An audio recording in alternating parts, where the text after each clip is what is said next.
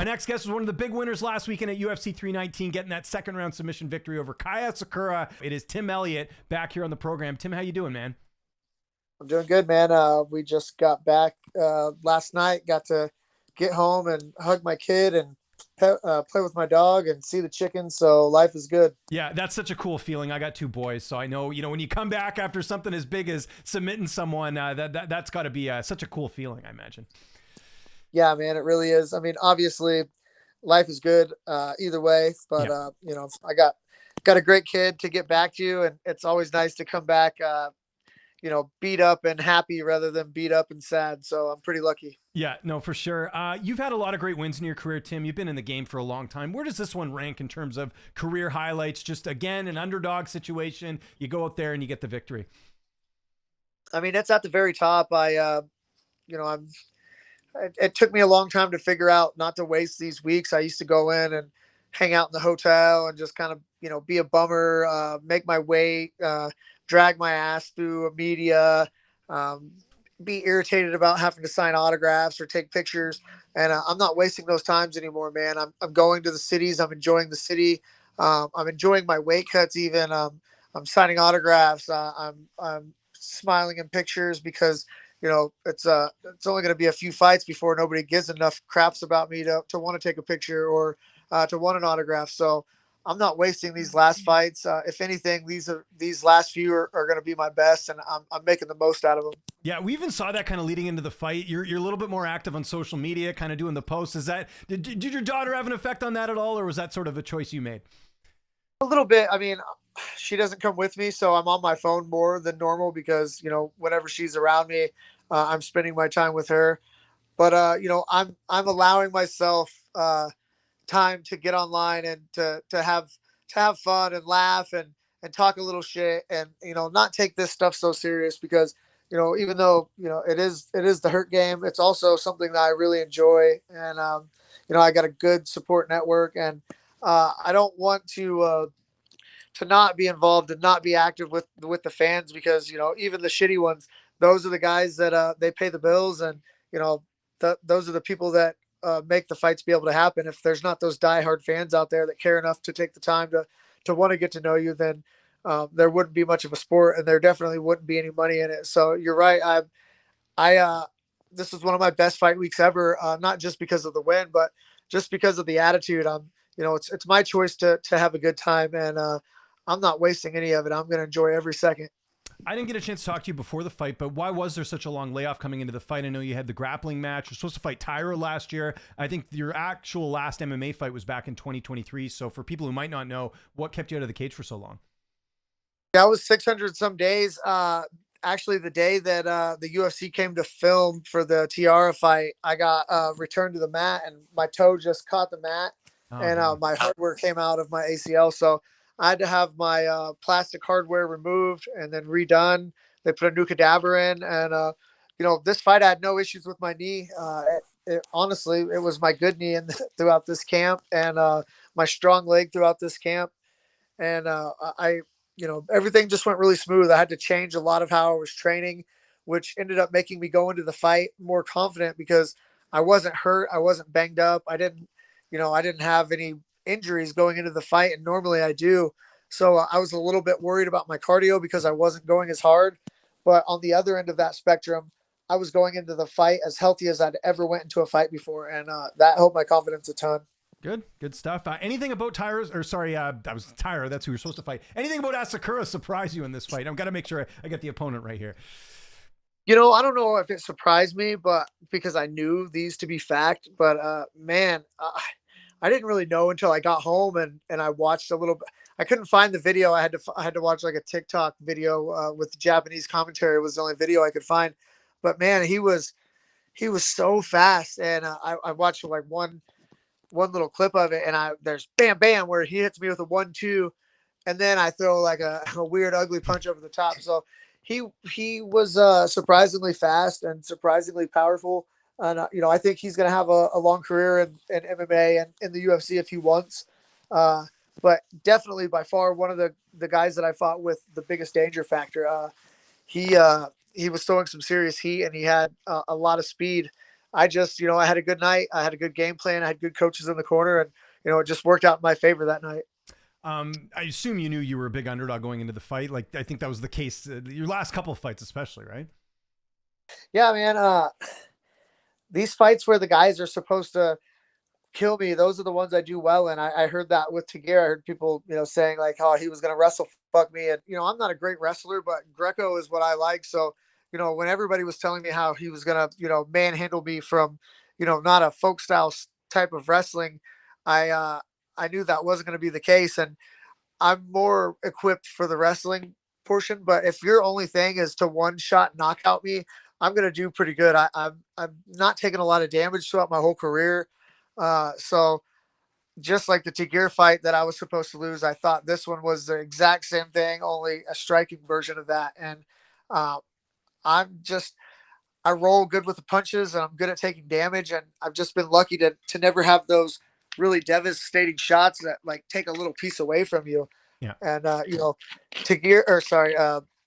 Asakura definitely hit me hard. He rocked me with a head kick, but it was nothing that I haven't felt or seen before. Yeah, you mentioned the fans after the fight. I saw that one really weird DM that guy gave you, but I'm sure you got a lot of people being like, "Thank you, I won some money." Is that kind of new for you? Because gambling's obviously become a big part of MMA now. Yeah, it's weird. I mean, the audacity that either way, it's just a weird thing to tell somebody like, "Hey, I hope you do this because I have something riding on it." But that's just part of the sport. One thing that I really loved about this fight was the Japanese fans that I interacted with.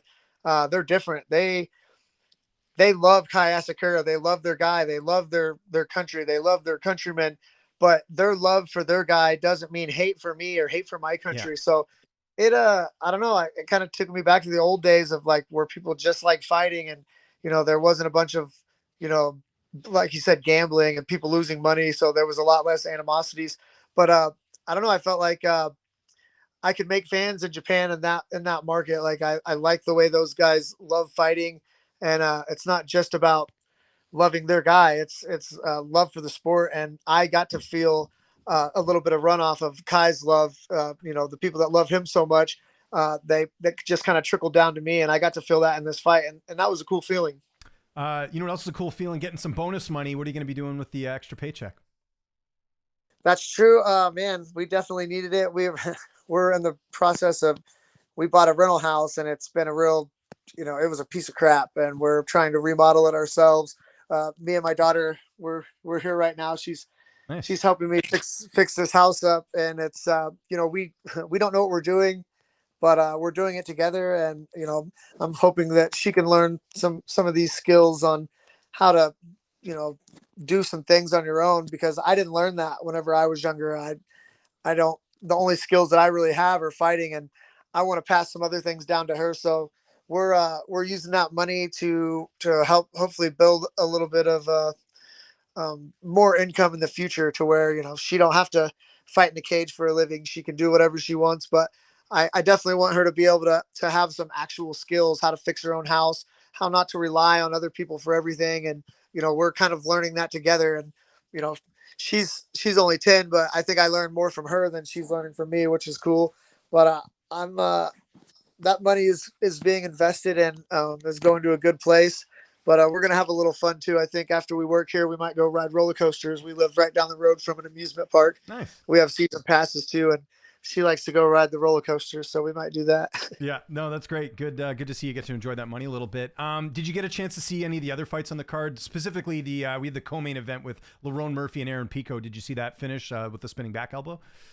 I got to see it like as I was walking through. I didn't get to see the actual finish. I just got to see Pico laid out on the canvas, which I hate. Not just for him. Obviously, I've worked with him in the past, and I know him a little bit. But man, I don't like to see anybody laid out like that. Those are the kind of shots that I said that I've been lucky enough to avoid. I just don't know how you come back from something like that. But if anybody can do it, it's Aaron Pico. He's one of the best athletes in the world, and obviously Murphy is too. And boy, he got to show it that night. What did you think of Khamzat Chimaev defeating Dricus du Plessis in the main event? A total shutout, just dominated the entire fight. It's crazy. I kind of thought that was going to happen, and then the closer it got to the fight, I was kind of leaning toward DDP. I was thinking, man, he's going to catch him with a punch. Figured Khazmat would do that for at least 2 rounds. But man, to do that for 25 minutes with one of the best guys in the world, it's pretty impressive. Uh, it's not the prettiest, but again, it's not a fashion show. It's an MMA fight, and you can't blame Khazmat for doing his game plan. It's at some point you got to blame the guy that's on bottom and the guy that's getting worked over. So I don't know. I don't know who's going to beat him. It was pretty impressive. I've never seen anything like that in all my years in the UFC. How many more fights do you have on your contract? Because man, that performance you put on, and just how the division's been going. We got Joshua Van getting a title shot next. I feel like the division's wide open right now. I assume you got a couple more fights left on your deal.